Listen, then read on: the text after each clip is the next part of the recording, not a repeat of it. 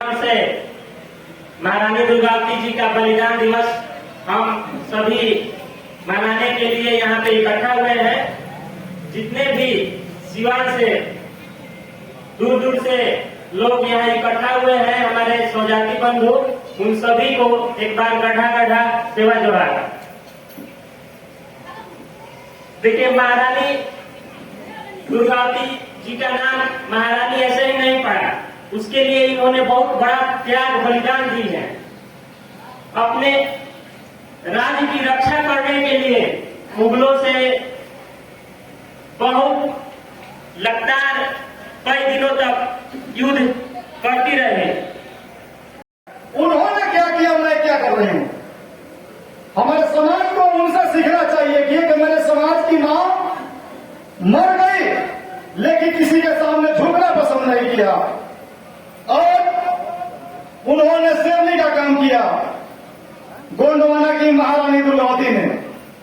दोस्तों, हमारे समाज में लोग कहते हैं कि मैं गोंड हूं, यहाँ आने से कतराते हैं, लेकिन कतराते हैं। बहुत जल्दी आदेश यहां तक पहुंचने वाला है कि जिस गोंड आदिवासी के घर में अगर आदिवासी कल्चर का फोटो नहीं हुआ, उसका जाति प्रमाण पत्र नहीं बनेगा। इंग्लिश से बात करते हैं ना, आने से कहते हैं ना, उनकी नानी याद आ जाएगी, धीरे धीरे समस्या यहाँ आ जाता है। हमको आदिवासी भी से शादी कराना है, क्योंकि हमारा धर्म हमारे पास है, हमारी पहचान हमारे पास है, जिसके कारण से भारत सरकार हमको सारी सुरक्षा दे रही, सारे हमको रिजर्वेशन मिल रहा है, हमको शिक्षा में प्रमोशन होता है, प्रमोशन के नौकरी के अंदर प्रमोशन होता है, हर तरफ से जो हमको आरक्षण मिल रहा है, केवल गोड़ जाते साड़ी लेकर के नाते से। इसलिए कि हम हिंदू नहीं है, हम भारत के मूल निवासी हैं, हम आदिवासी लोग हैं, ये देश मेरा है, हम इस देश के मालिक हैं। ये आप लोग इतिहास के अंदर बताया जा रहा है, पढ़ाया जा रहा है।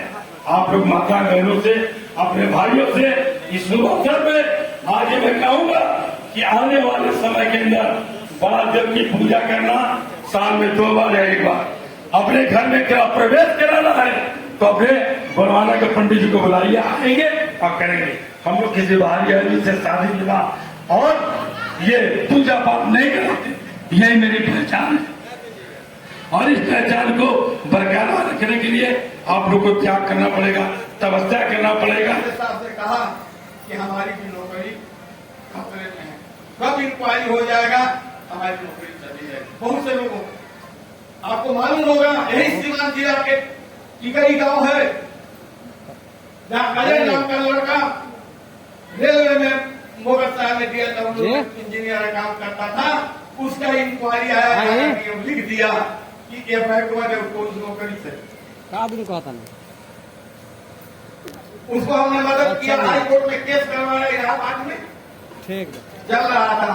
तो जब प्रोसेस अब आए, 25 आदमी का प्रतिनिधिमंडल, हम लोग मुख्यमंत्री के तमाम बुजुर्ग नेता थे जिन्होंने इस जात की लड़ाई शुरू से लड़ते। एक आदमी का कमला दहाने की, वो नौकरी नहीं किया, वो झारखंड पार्टी ज्वाइन किया और झारखंड पार्टी के माध्यम से रोहतास और अखाड़ा के जंगलों में अपने गोंड जाति के लोगों को जंगल में। साथियों, मैं गोपालगंज से चल के आया हूं।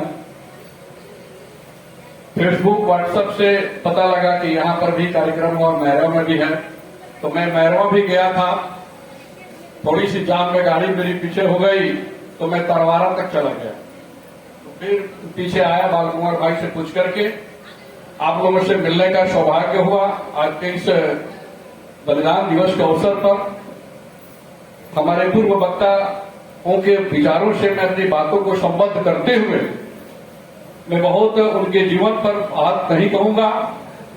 हमारे वंश की एक गौरव गाथा है और उस गाथा को जानना बहुत जरूरी है, क्योंकि किसी भी समाज को, किसी भी देश को आगे बढ़ने के लिए अपने इतिहास की जानकारी होना बहुत जरूरी होता है।